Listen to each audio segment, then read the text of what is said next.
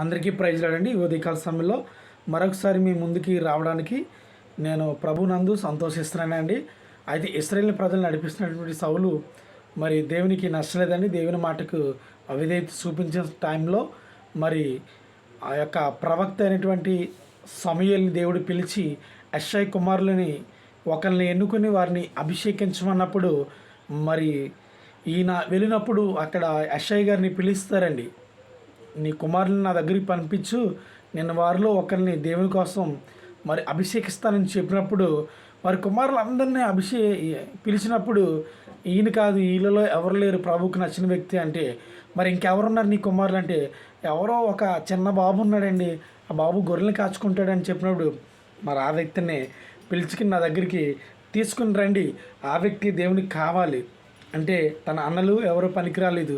ఈరోజు నేను నీ కుటుంబంలో నిన్ను ఒకవేళ వెలివేస్తున్నారా, లేదా నీ స్నేహితుల్లో ఎవరైనా నిన్ను త్రోసివేస్తా ఉన్నారా, చిన్న చూపు చూస్తూ ఉన్నారా, అయితే నా దేవుడికి నీవే కావాలి.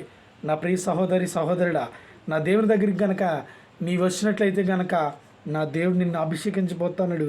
నువ్వేదో చిన్న జాబ్ వస్తే చాలులే అనుకుంటా ఉన్నావేమో, నా దేవుడు ఒక ఉన్నతమైన స్థానంలో నిన్ను నిలబెట్టాలి అనుకుంటాడు. ఎక్కలేని ఎత్తైన కొండల్లోకి నిన్ను నడిపించాలని ఆయన ఆశపడుతూ ఉన్నాడు.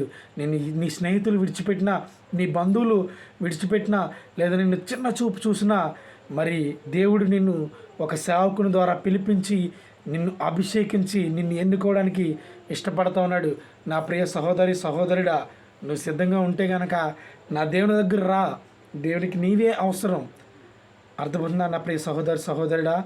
మరి సమూయేలు ద్వారా మరి దావీదును ఎన్నుకున్నప్పుడు ఇశ్రాయేలుకి గొప్ప రాజుగా అయిపోయాడు ఆయన. మరి గొర్రెలు కాచుకునే దావీదుని దేవుడు సింహాసనం ఎక్కిస్తే